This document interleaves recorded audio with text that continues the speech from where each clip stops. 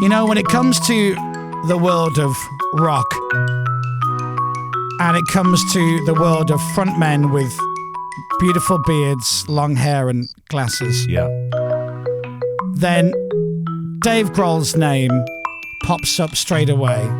And thank goodness, because Dave Grohl joins us now. Hello, Dave. Good morning. Good morning, Dave, my old buddy. Are you all right? Yeah, no, I'm good. I'm great. I got a good 3.5 hours sleep. I feel fantastic. Oh dear. When did you get into the UK? A few days ago. Okay. And I last night I did this performance thing at the Savoy Theater where I told stories and played music. And at first I was afraid that were you petrified? I wouldn't. No, I wasn't. I was just nervous that I wouldn't have enough to say, and then I think I said too much. I mean, it was like 2.5 hours. I just kept going and going and going. It was really fun, actually. You can never say too much, Dave. It was too much. I was looking at all these people sitting down with just like full bladders. Like, come on, wrap it up, play Everlong, let's get out of here. No. It was fun. All right, I've got lots to ask you about. I've got a lot of personal stuff to ask you, as in for me. So I'm going to do all the plugging, get that out of the way, and then hopefully you will let me ask you these questions.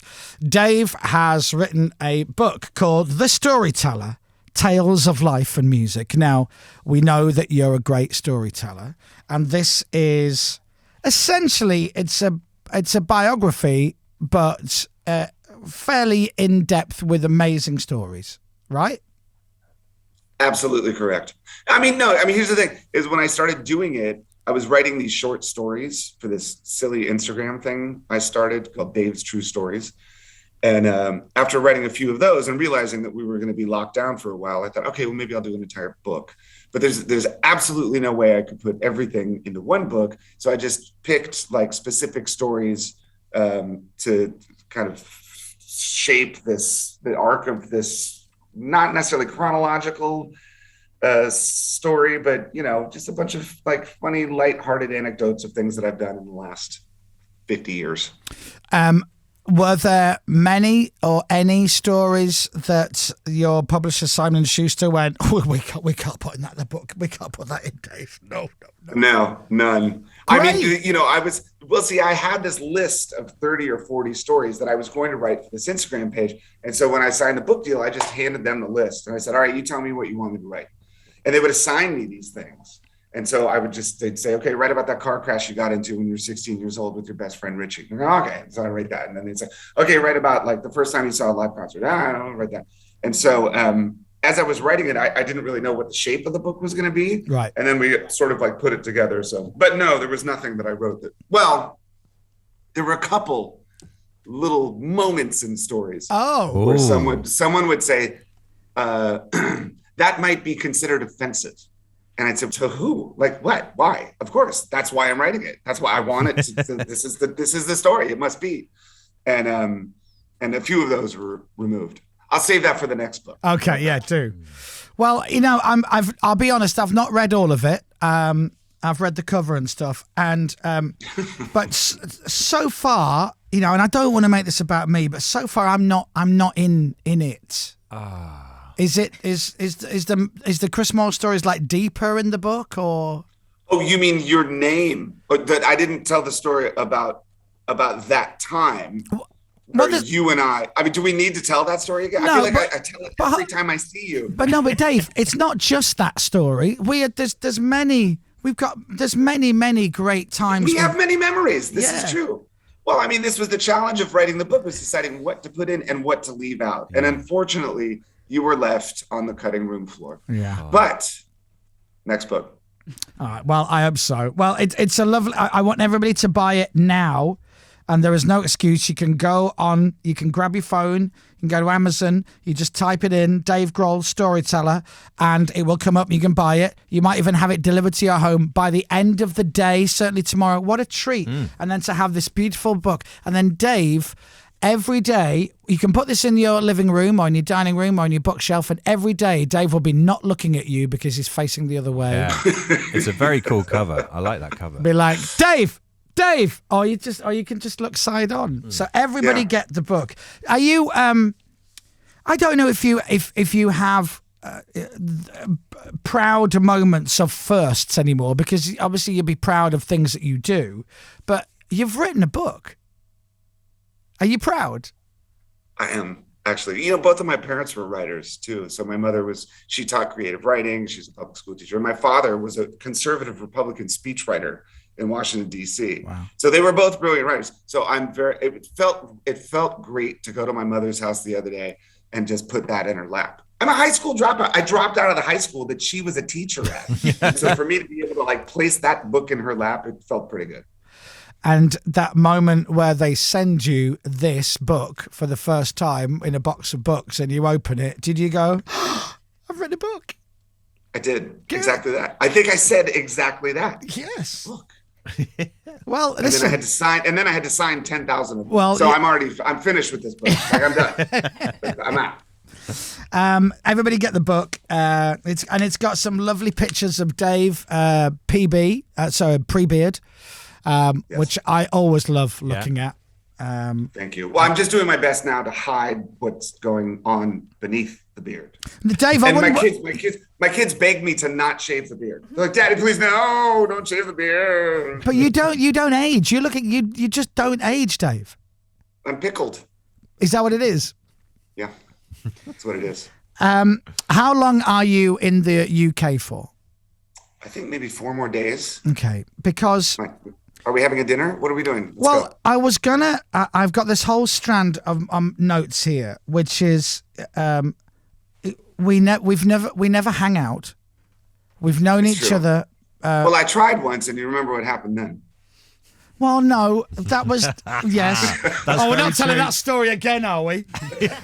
But I was thinking, would you be interested in me taking you for a curry or to the pub while you're in the UK? I would love that. That could be really fun. I mean, honestly, I don't, first of all, I don't sleep.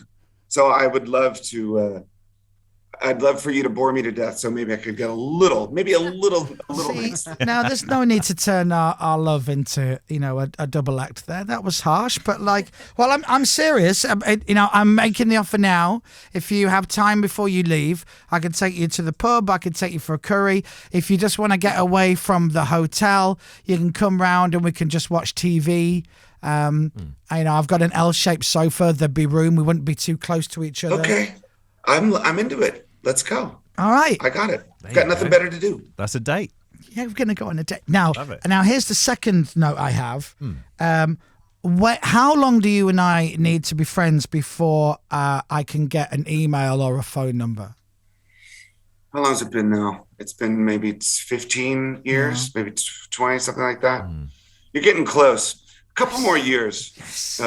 Next interview, something. Yeah, I'd say a few more years. Two max. 2. Okay.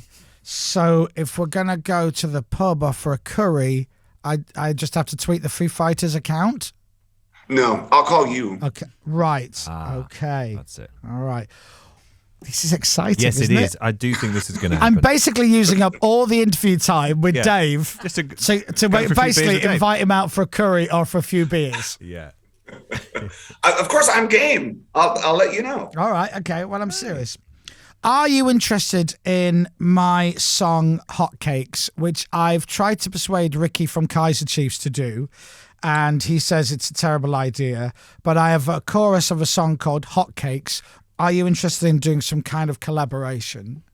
I'd have to hear it first. Okay. I'm sure that you have it there. Well, now, nothing right? is recorded. It's just in my head. Oh, it is. Okay. Yeah. And the chorus goes, selling like hotcakes in the morning, like hotcakes at night, do, hotcakes in the evening. And I don't know what the next line is, like everything's going to be all right or something. Yeah. But I think with your vocals, it could be a hit. Or you want me to sing it? Yeah. You want those words coming out of my mouth? Yeah. Is that what you want? Yeah. Oh, Dave's nodding. I'm looking at my manager right now. He's having a panic attack. I think he just heard what you're saying. Yeah, but you've got to have a vision. When I decide that I'm sick of this career, we will record that song, and then I can ride off into the sunset.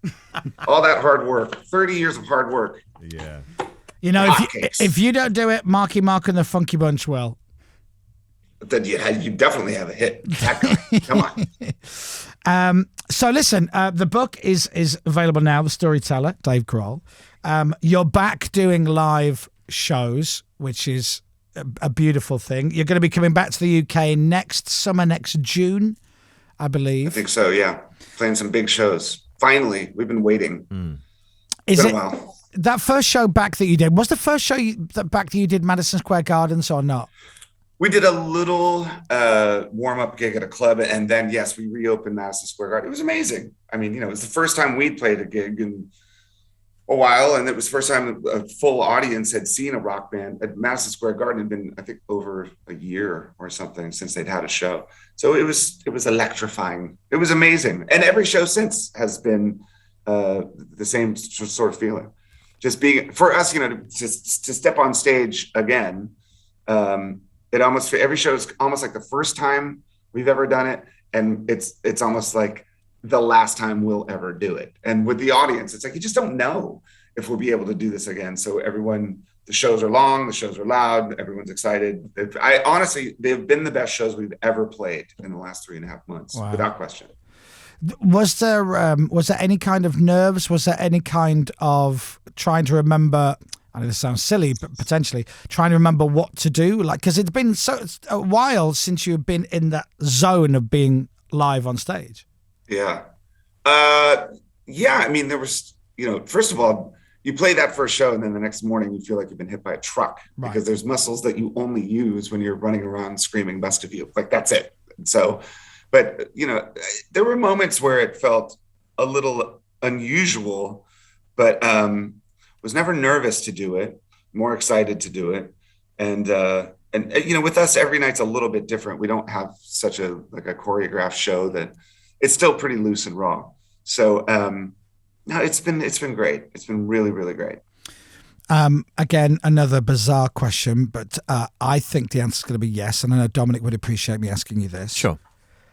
Have there been times, and if so, I'm going to say the answer is yes, and many, that you've been walking from the dressing room to the stage, have yourself or any of the other Foo Fighters shouted "Hello, Cleveland" whilst walking from the dressing room to the stage?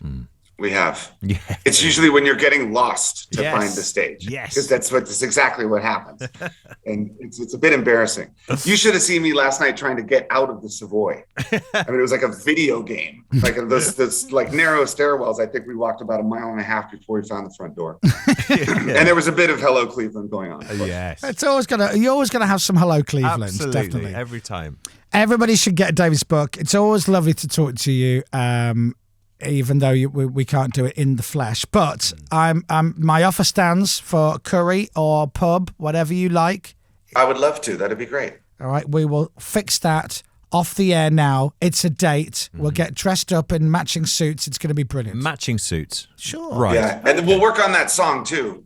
Hot cakes in the morning. It needs a little work. I mean, I don't, Just a polish, really, is maybe it? some melodies, but it doesn't need some. I'm sorry. That's a bad song. 1, 2, you know what to do. Go on, baby, moves at midnight.